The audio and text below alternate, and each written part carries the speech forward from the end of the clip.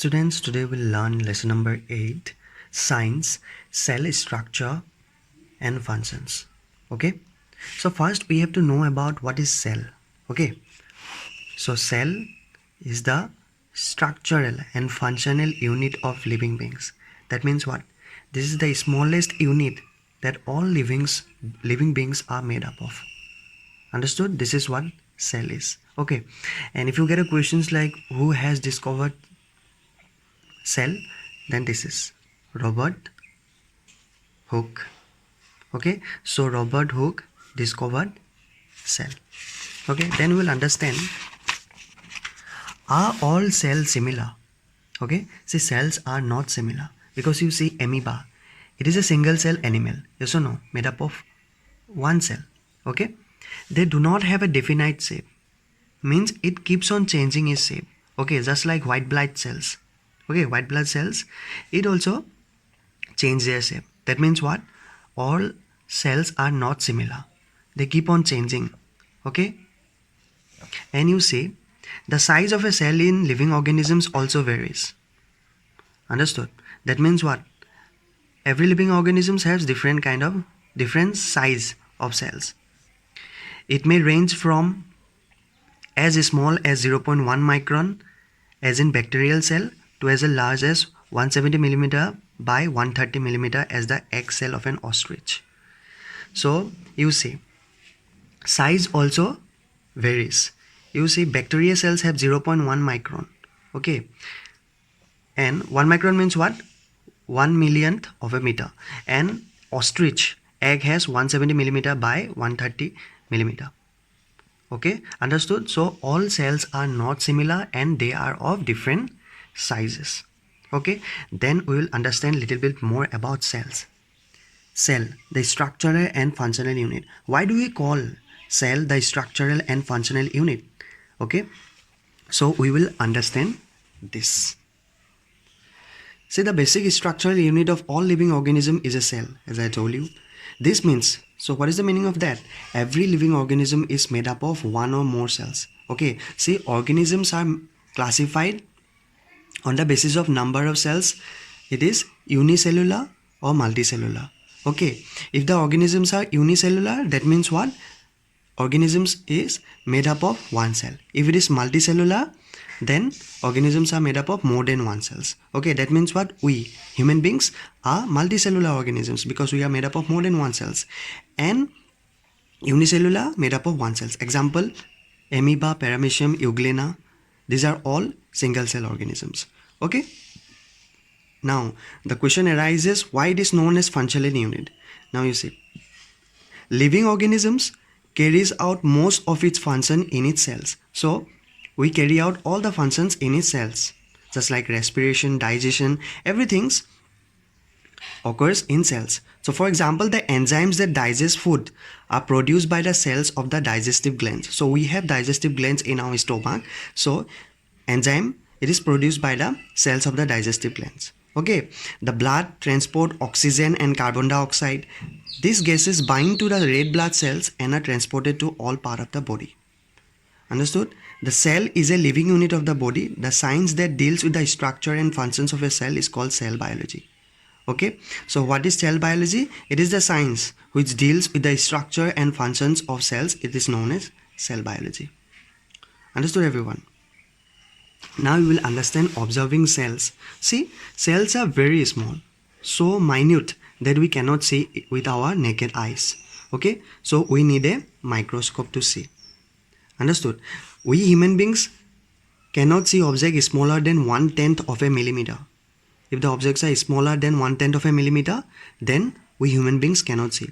Then how we will see the cells? Okay, see, by using stains or dyes. Dyes means colors. So cells are normally transparent and colorless. Okay, cells do not have colors. They are therefore difficult to observe under microscope. So if you see without using color or dyes, you will not be able to view in microscope. So that is why stains of different colors are used to observe cells and their fine structure. So if cells is took out from any organisms and if you put stain on it and observe under the microscope, then only you will be able to view the cell. Understood? Because why? Cells are transparent and colorless. Some common stains are, so some of the common stains which you used to see cells are safranin, eosin and methylene blue. These are very important question. Okay, just remember that. Name some stains or dyes which use it to view the cells under the microscope is safranin, eosin and methylene blue. Okay, these stains react to the specific part of the cell and make them clearly visible under a microscope. So because of these stains only we can view cells in the microscope. Okay, understood? Now we will understand structure of a cells, how cells are made up of. Okay, see, a cell is filled with a jelly like living material called protoplasm. Okay, suppose this is a cell. Okay, inside jelly like substance is there which is known as protoplasms. Okay, and you see we have a dark spot here. This is called nucleus.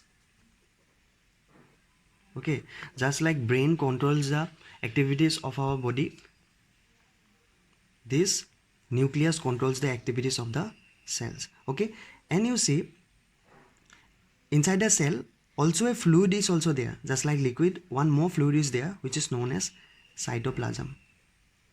Just remember it. Okay, and nucleus, it is surrounded by nuclear membrane. This nuclear membrane is porous.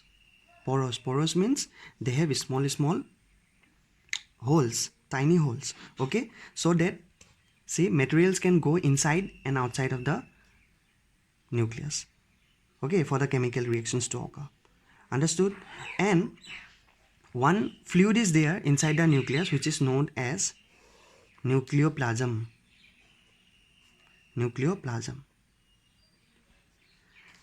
Suspended in the nucleoplasm is a spherical body called nucleolus. So here inside the nucleoplasm, where suspended spherical body means just like this, very small bodies will be there which are known as nucleolus. And this nucleolus again contains a number of thread-like bodies like this. This kind of things are present inside the nucleolus. Okay, which are known as chromosome. These are known as what? Chromosomes. Okay, chromosomes are made up of DNA. Okay, DNA which is known as deoxyribonucleic acid. And what is the function of chromosomes? They carry genes. So what are genes? The unit of inheritance, which means that they transfer characteristics from parents to offsprings. Offsprings means children. Okay, see, you are born from your parent, yes or no? So you have the characteristics of your father as well as your mother. So who does that? This is gene. This is the function of genes. It is the unit of inheritance. So in exams, if you get a question, what is the unit of inheritance? You have to write gene. Understood about cell structure? Okay, that's it. Now we will understand cell organelles. Okay, before we understand cell organelles, first you know that cell membrane. What is cell membrane? Just like nuclear membrane, which is outer of the nucleus. Okay, cell also has a boundary which is known as cell membrane. Okay, this is also porous. Porous means what I said, small holes so that materials can come inside and go outside. Okay, now we will understand cell organelles. What are cell organelles? You see, inside a cell there are certain small structure called organelles that perform specific task. So every cell organelles have some task. Okay, so we will understand all the cell organelles. Okay, microtubules. So what is the function of microtubules? It is a cell organelles, okay, present inside a cell. This cell has a framework of fine tubes, microtubules, and fiber-like structure. So what they do, they maintain the cell structure and shape. So microtubules maintain the shape and the cell structure of the cell. Okay, then you will understand vacuoles. Vacuoles contains kind of sac-like structure called vacuoles. Means what? Cells contains many kind of sac-like structure. Sac-like structure means what? just like box. Okay, this structure, what they do, see, vacuoles are of many types. Food vacuoles, which contains food. So if it is a food vacuole, then inside that you will get food. But if it is contractile vacuole, then what they do, see, they accumulate excess water and remove it from the cell. So if inside the cell, suppose water became more, so what they will do, contractile vacuole, what they will do, they will collect the water and take it out from the cell. Okay, now you will understand mitochondria. These are rod-like structure, okay, and are called powerhouse of the cell. Very important. Why they are called powerhouse of the cell? Because you see, when a plant or an animal cell require energy, the glucose molecules are broken down to release energy through a process called cellular respiration. So whatever energy we get, it is all because of respiration. Okay, glucose is broken down with the help of oxygen inside the cell. Okay, in which part of the cell? It is in mitochondria. So we get energy, and which is occur in the cell of the organelles, which is known as mitochondria. That is why it is known as powerhouse of the cell. Understood? So cellular respiration occurs in mitochondria. Then you will understand endoplasmic reticulum. So these are of two types, okay, endoplasmic reticulum. One is rough endoplasmic reticulum and another is smooth endoplasmic reticulum. It is responsible for the production of proteins and lipid component of the cell. Okay, so what they do, their function is they make proteins and lipid also. They also help in the transport of proteins. Means inside our body, endoplasmic reticulum help in transportation of proteins to all part of our body where it is required. Okay, then you will understand Golgi apparatus. What are Golgi apparatus? These organelles transport molecules in and outside of the cells. So Golgi apparatus, what it does, you see, in and out of the cell, this function, this material will go inside and comes outside. This function is of Golgi apparatus. Okay, then you will understand lysosomes.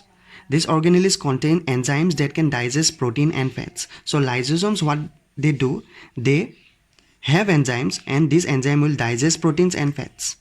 Okay, when a cell is damaged, suppose a cell inside your body, it got damaged.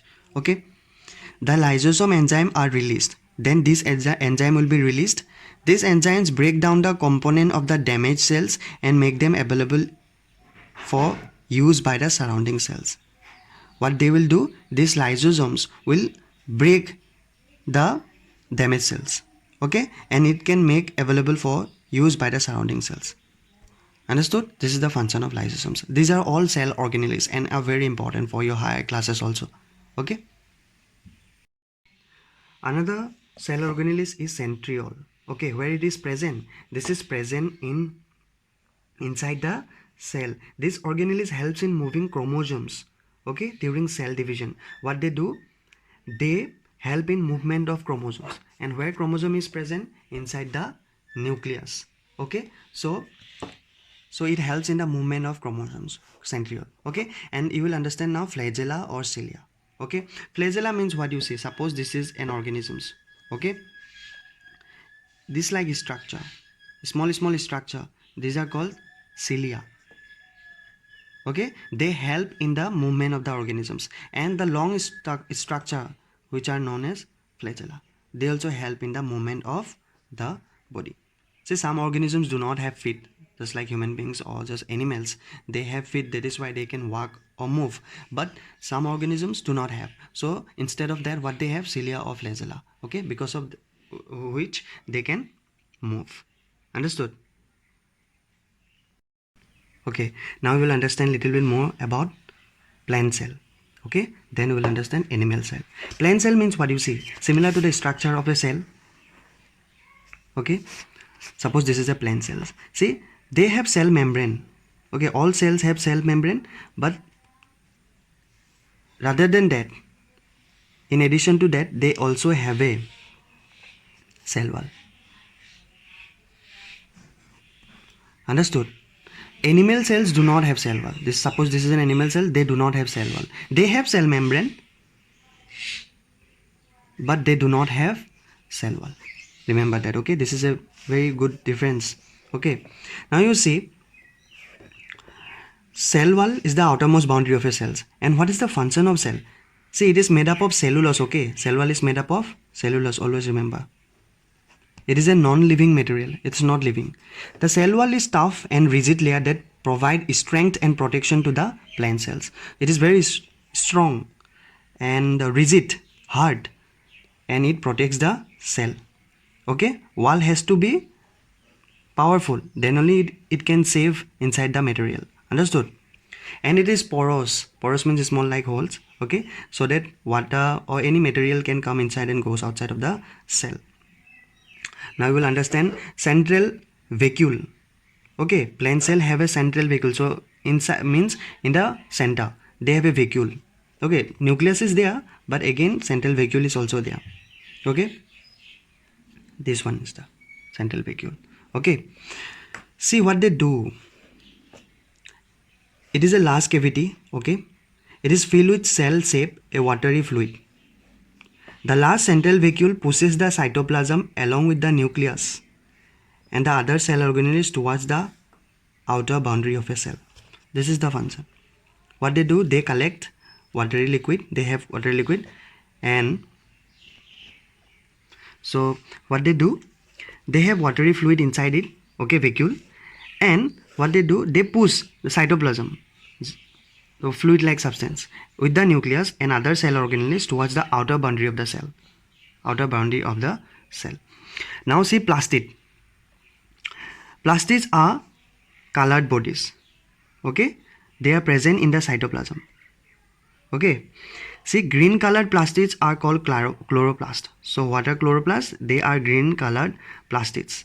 Okay, they are sac-like organelles and contain green pigment, which is chlorophyll, which is required for photosynthesis. You know photosynthesis, how plants makes their food. Understood? So because of the presence of chlorophyll only, they can make food which traps the sunlight and which is present in the chloroplast. Okay, and see animal cells do not have a chloroplast. Understood? They do not have cell wall as well as they do not have chloroplast. So that is why we cannot make our food on self. Understood? By using sunlight we cannot make food. So these are all about plant and animal cell. Now you will understand the difference between them. Plant cell. Outermost layer of the cell wall is made up of cellulose. Outermost layer is thin, flexible and cell membrane. Has chloroplast? They do not have chloroplast. Most plant cells have a large central vacuole in the cytoplasm, small vacuoles in the cytoplasm. That means what? Plants have a large vacuole, but here animal cell have a small vacuole. Okay? Now you will understand tissue. So what are tissue? After learning cells, you have to understand tissue. Okay? Suppose this is a cell and group of cell, this is a cell, and group of cell will make tissue. And group of tissue will make what? Organ. Okay, and group of organ will make organ system, and group of organ system will make what? Organism. Remember this. Okay, now you see tissue. So group of cells are known as tissue. Understood? Now we will understand little bit more about tissues. Okay, so if you observe cells in a potato peel, what you will see, this is the cells of a potato peel. Okay, you see they are end to end connected.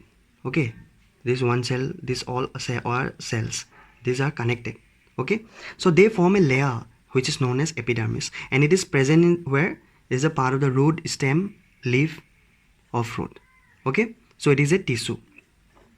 The outer epidermal layer protects the inner layer of the cell. So if the outer epidermal layer, it will protect what? Inside the part. Okay, so this means that all the cells in this layer contribute to perform the function of protection. That means what? All cells, they remain together. Okay, and they protect each other. Understood? Just like one more example, you can see blood. It is also a tissue. Understood? So this diagram you can see cell, group of cells are made up of tissues. A group of cells called tissue and group of tissues called organ. Group of organ called organ system, and organ system makes organisms. Okay, so we have come to the end of this chapter. If you have any problem or any doubt regarding this, you can ask me.